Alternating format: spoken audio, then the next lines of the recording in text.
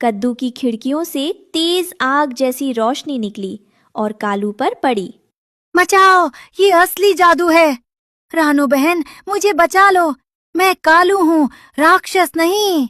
माँ, देखो, कद्दू ने भूत को पकड़ लिया। अरे, ये तो कालू अंकल है। शोर सुनकर हरिया तोता और बाकी पक्षी सब जमा हो गए। रानू ने कद्दू से प्रार्थना की, इसे छोड़ दो मेरे दोस्त, इसे सबक मिल गया है।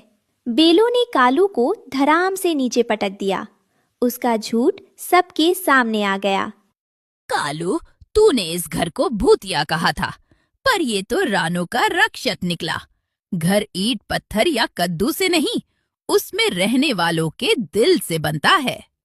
कालू शर्मिंदा होकर भाग गया। रानू और गुड़िया अब निडर होकर उस सुंदर चमकते हुए कद्दू में रहने लगे। वो कद्दू अब सिर्फ घर नहीं था, वो उनका जादुई बॉडीगार्ड था। कालू के भाग जाने के बाद जंगल में शांति छा गई थी। अगली सुबह जब सूरज की पहली किरणें निकली तो जादुई कद्दू की चमक और भी बढ़ गई। अब वो केवल रानू का घर नहीं था, बल्कि पूरे जंगल का साझा बसेरा बन गया था। रानू ने कद्दू के प्रवेश द्वार पर सूखी घास और फूलों से एक सुंदर तोरण बनाया। तभी वहां वही गिलहरी अपनी छोटी सी थैली लेकर आई, जिसे रानू ने तूफान वाली रात बना दी थी। रानू दीदी, मैं आपके लिए सूखे मेवे और कुछ बीज लाई हूँ। आपके इस जादुई घर ने मेरी जान बचाई थी। आज से हम सब मिलकर यहाँ एक परिवार की तरह रहेंगे। तभी हरिया तोता और अन्य पक्षी भी वहां आ पहुंचे।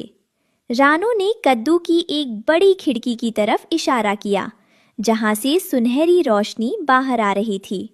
दोस्तों, ये कद्दू हमें सिर्फ गर्मी और रोशनी नहीं देता, बल्कि इसके अंदर का जादुई रस हर घाव को भर देता है। जो भी पक्षी बीमार या बेघर हो, उसके लिए इस कद्दू महल के दरवाजे हमेशा खुले हैं। शाम होते ही कद्दू एक बार फिर लालटेन की तरह जगमगा उठा, जो पूरे जंगल को ये संदेश दे रहा था कि जहाँ प्रेम और एकता होती है, वहीं ईश्वर का निवास होता है। इस कहानी से हमें सीख मिलती है कि बुराई दूसरों को डराने में है और अच्छाई अपनों की रक्षा करने में है।